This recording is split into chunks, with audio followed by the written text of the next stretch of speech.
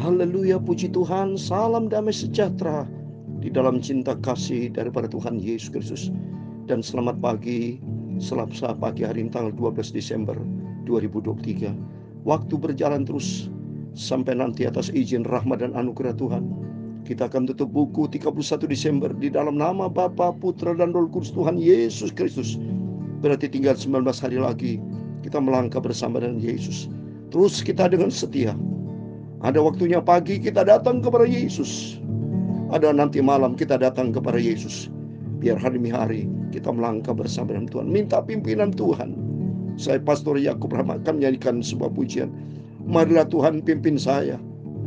Karena pagi ini kita baca firman Tuhan di dalam Kejadian 28, satu pasal penuh kita baca dari ayat 1 sampai 22.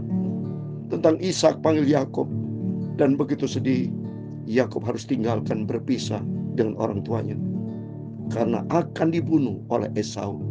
Dan Yakub mengalami perjumpaan dengan Tuhan. Mimpi Yakub di Betel. Nanti kita baca. Oleh karena itu kita minta pimpinan Tuhan. Supaya Tuhan pimpin hidupku. Sebab di luar Tuhan kita tidak bisa berbuat apa-apa. Kita selalu minta pimpinan Tuhan. Tuhan tuntun hidupku. Bahwa aku selalu berjalan di dalam kebenaran. Saya Pastor Yakub Rahmat akan menyanyikan sebuah pujian di dalam buku Tabernakel Glory. Marilah Tuhan pimpin saya. Nomor 378. Amin.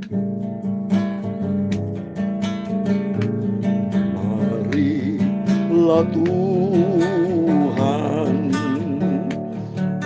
pimpin saya.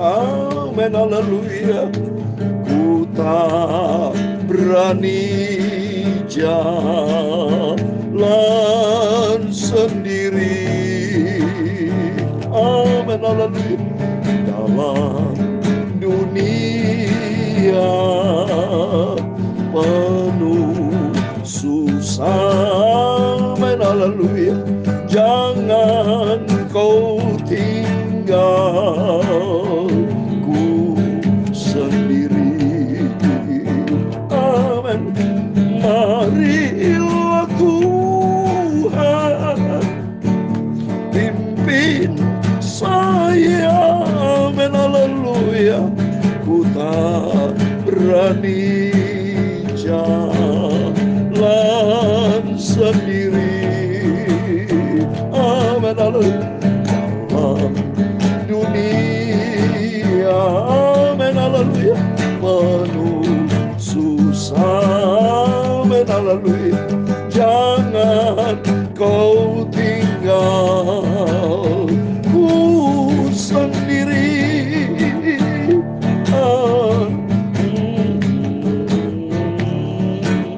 Dalam Mazmur 25 ayat 4 dan 5 demikian firman Tuhan. Beritahukanlah jalan-jalanmu kepadaku ya Tuhan. Tunjukkanlah itu kepadaku. Bawalah aku berjalan dalam kebenaran-Mu dan ajarlah aku. Sebab Engkaulah Allah yang menyelamatkan aku. Engkau ku nanti-nantikan sepanjang hari.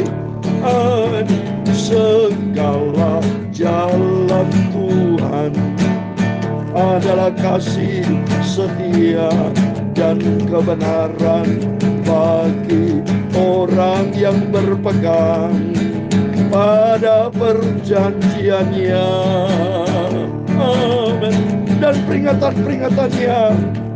Oleh karena nama-Mu ya Tuhan, ampunilah kesalahanku. Sebab besar kesalahan itu. Pimpinlah aku ya Tuhan. Ya Tuhan, punya-Mulah kebesaran dan kejayaan, kehormatan, kemasyhuran, dan keagungan. Amin. Ya segala-galanya ada di langit dan di bumi. Ya Tuhan, punya-Mulah kerajaan. Dan Engkau yang tertinggi itu lebih segala-galanya sebagai kepala. Sebab kekayaan dan kemuliaan itu semua berasal daripadamu, dan Engkau yang berkuasa atas segala-galanya. Dalam tangan-Mu lah kekuatan dan kejayaan, dalam tangan-Mu lah kuasa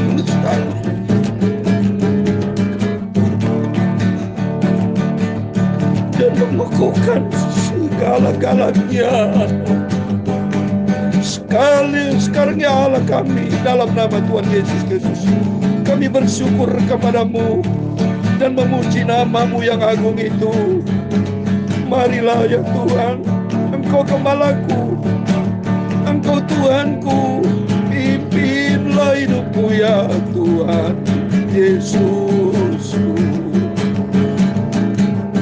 Antara aku berjalan dan kebenaran-Mu, sucikan mulutku, hatiku, pikiranku, mulutku. Sebentar kami baca firman Tuhan. Ampunilah semua dosaku, salah dan kilapku. Terima kasih Bapa. Bawalah aku selalu berjalan dalam kebenaran-Mu. Amin. Segala puji, hormat, kebesaran, ketinggian, kemuliaan, keagungan, kesempurnaan, kekudusan, tempat tertinggi di atas segala-galanya hanya bagi Allah Bapa di dalam kerajaan surga. Dalam nama Tuhan Yesus Kristus kami sudah berdoa mengucap syukur. Haleluya. Amin. Puji nama Tuhan. Selamat pagi dan salam damai sejahtera di dalam cinta kasih dari Tuhan Yesus Kristus. Pada Selasa pagi ini tanggal 12 Desember 2023, bersyukur kepada Tuhan. Kita selalu berdoa sama Tuhan sesuai dengan firman Tuhan dalam Mazmur 25 ayat 4 dan 5. Ini ayat yang selalu saya jalani. Saudara, minta sama Tuhan, beritahukanlah jalan-jalan-Mu kepadaku ya Tuhan. Tunjukkanlah itu kepadaku, bawalah aku berjalan dalam kebenaran-Mu, dan ajarlah aku, sebab Engkaulah Allah yang menyelamatkan aku. Engkau ku nanti-nantikan sepanjang hari, tiap saat kita menantikan Tuhan. Hidup adalah sebuah perjalanan. Hidup tanpa Tuhan, perjalanan kita gagal, saudara. Seperti firman Tuhan sebentar kita baca di dalam Kejadian 28. Perjalanan Yakub. Karena Yakub diancam mau dibunuh oleh kakaknya Esau. Yakub harus mengendurkan diri. Harus melarikan diri dari rumah orang tuanya. Dia pergi. Nanti dia pergi. Jumpa di waktu di Betel. Apa yang terjadi? Nanti kita baca sama-sama. Jadi artinya hidup ini penuh dengan tantangan, penuh dengan pergumulan hidup. Bapak Ibu tidak terlepas dari masalah pergumulan hidup itu, jelas akibat manusia jatuh di dalam dosa. Akibat dari Lucifer dicampakkan ke bumi dan manusia jatuh di dalam dosa, tidak pernah berhenti dari hidup penuh tantangan, pergumulan, penuh dengan duka cita, terjadi kematian. Wow, saya kaget saudara ya. Ada orang tua bisa bunuh anaknya 4 pada dibunuh, anak kandungnya sudah dibunuh. Udah gawat saudara, di dunia ini sudah gawat saudara ya. Di dunia ini saya katakan, wah pantesan Yesus mati pasti segera datang. Kan manusia ini sudah berdosa banyak seperti Sodom dan Gomora. Masa tidak sayang itu anak kandung sendiri dibunuh saudara, akibat mungkin masalah ekonomi, apapun masalahnya. Tapi jangan beramai bunuh seperti ini, begitu jahat, saudara, hancur. Hidup penuh dengan tantangan perjalanan. Tapi kalau tidak tahan saudara, kena hasutan iblis seperti Yudas Iskariot di tengah jalan. Dia kena hasutan iblis, kena provokasi dari iblis. Dia mengkhianati Yesus. Dan dia bunuh diri. Kalau saya baca Kisah pasal 1, dia bunuh diri. Jadi gagal total. Makanya kita hidup di dalam dunia, jangan sampai gagal, jangan sampai salah langkah. Tapi minta sama Tuhan, Tuhan, bawa aku berjalan di dalam kebenaran-Mu, dan ajar aku, sebab Engkaulah Allah yang menyelamatkan aku. Engkau ku nantikan sepanjang hari. Amin. Mari kita kembali ke perfirman. Puji Tuhan, di pagi ini adalah pagi yang indah. Kalau perjalanan kita bersama dengan Yesus. Kalau bersama dengan Yesus, kehidupan yang indah. Mari ini kita dengar pemberitaan firman Tuhan Yakub.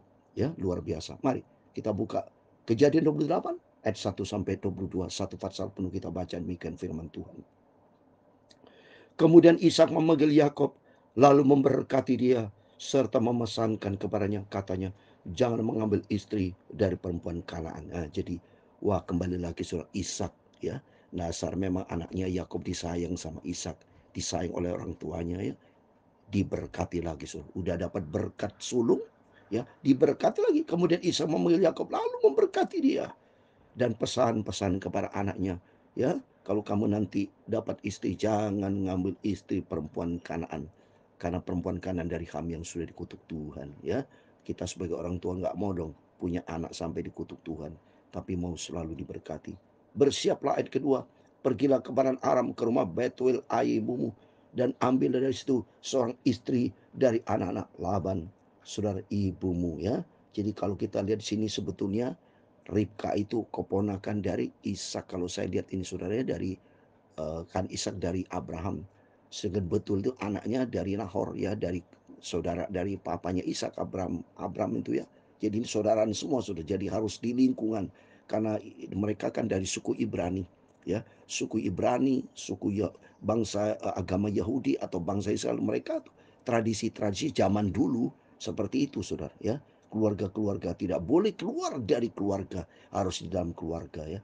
Terus berikutnya saya katakan dari anak Laban, saudara ibumu, moga-moga Allah yang Maha Kuasa memberkati engkau, membuat engkau beranak cucu, dan membuat engkau banyak, sehingga engkau menjadi sekumpulan bangsa. Wah, ini sudah dinubuatkan saudara.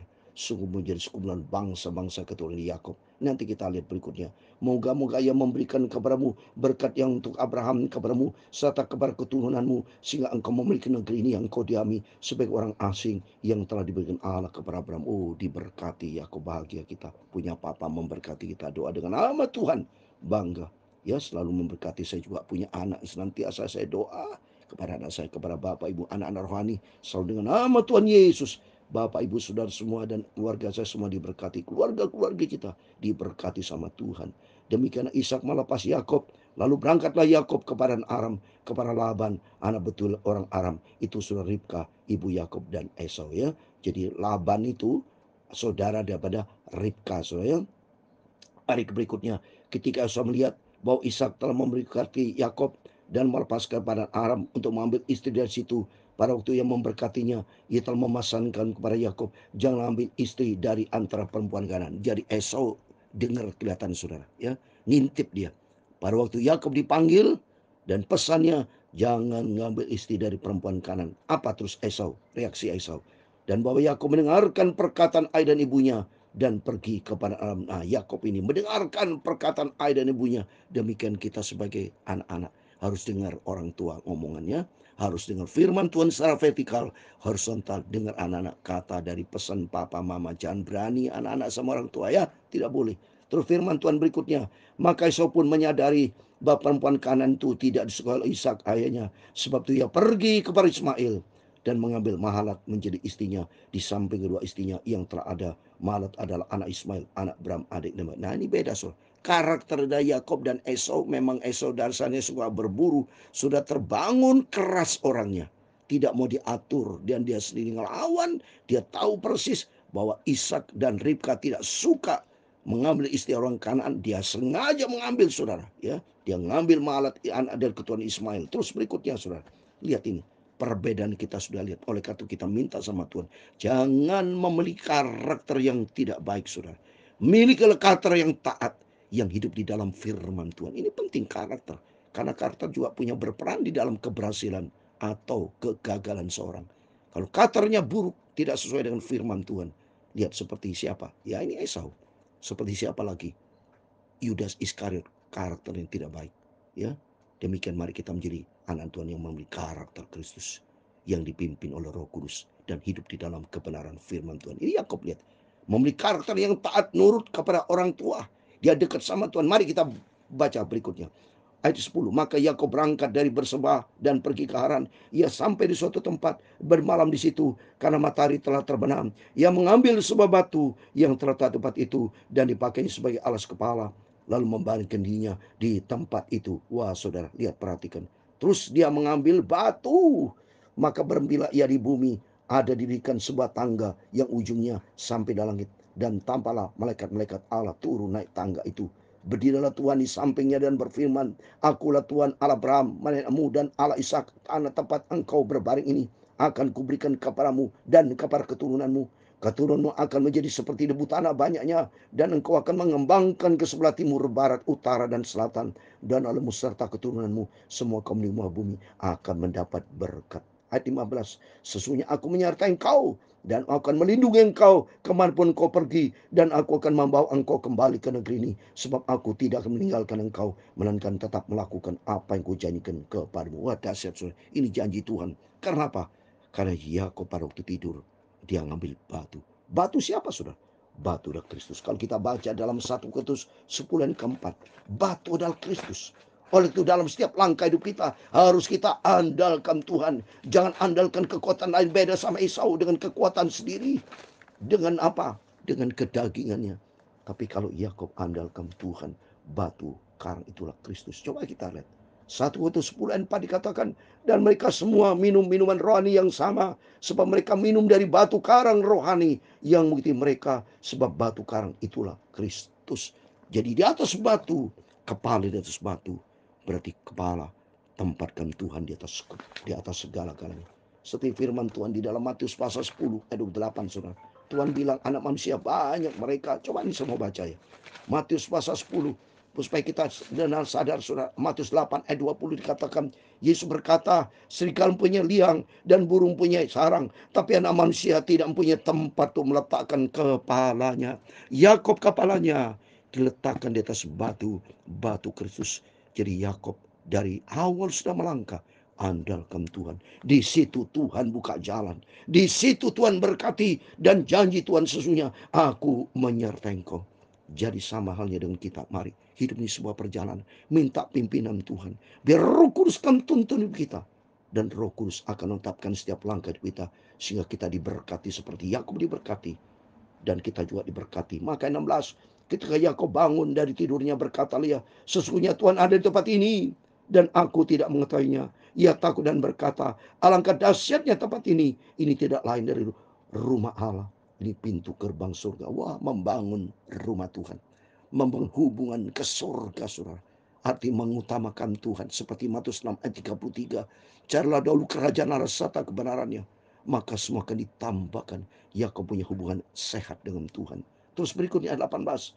Keesokan harinya pagi-pagi Yakub mengambil batu yang dipakainya sebagai alas kepala, dan berikan itu menjadi tugu dan buang minyak. Wah, coba saudara. Berarti Yakub melangkahnya benar. Dia jauh tinggalkan orang tua, tapi dia mengandalkan Kristus. Dia mengambil batu. Batu saya terangkan tadi, Kristus. Terus ia menamai tempat itu Betel. Dahulu nama kota itu Luz. Jadi dulu nama Luz, sekarang dia Betel. Betel, bait Allah, rumah Tuhan, rumah Allah. Ya, lalu bernasal ke Yakub, jika Allah menyertai, akan melindungi aku di jalan yang kau tempuh ini, memberikan kepadaku roti untuk dimakan dan pakaian untuk dipakai, sehingga aku selamat kembali ke rumah ayahku. Maka Tuhan akan menjadi Allahku. Ayat 22, dan batu yang kudirikan sebagai tugu ini akan menjadi rumah Allah. Dari segala sesuatu yang kau berikan kepadaku akan selalu kupersembahkan 1/10 kepadamu. Amin. Komitmen dan nasar Yakub ada 1/10. Ya, dia contoh seperti Abraham. Waktu ingat saudara kejadian awal, waktu jumpa dengan Melkisedek, Abraham mempersembahkan 1/10. Demikian Yakub taat kepada perintah Tuhan. Mari Bapak Ibu, belajar kita taat kepada firman Tuhan. Belajar kita rendah hati. Tempatkan Tuhan di atas segala-galanya. Yakub tempatkan kepala di atas batu. Jadi tempatkan Tuhan sebagai kepala. Tempatkan Tuhan nomor 1 di atas segala-galanya. Firman Tuhan berkata dalam Yeremia 17 ayat 7 dan 8. Diberkatilah orang berharap dan mengandalkan Tuhan. Tempatkan Tuhan di atas segala-galanya. Biar pagi ini sebelum Bapak Ibu beraktivitas, serahkan semua pergumulanmu. Serahkan semua persoalanmu. Seperti Yakub diancam akan dibunuh. Akhirnya dia meninggalkan orang tuanya. Tapi di balik semuanya itu ada maksud rencana Tuhan. Dan Yakub andalkan Tuhan. Dia mengambil batu, taruh di kepala. Artinya tempatkan Tuhan di atas segala-galanya. Maka Tuhan campur tangan. Tuhan menyertai Yakub. Demikian dalam nama Yesus, Bapak Ibu semua diberkati, disertai Tuhan. Amin. Marilah Tuhan. Amin. Haleluya. Saya minta pimpinan Tuhan, langkah demi langkah. Ku tak berani jalan sendiri. Amin, haleluya.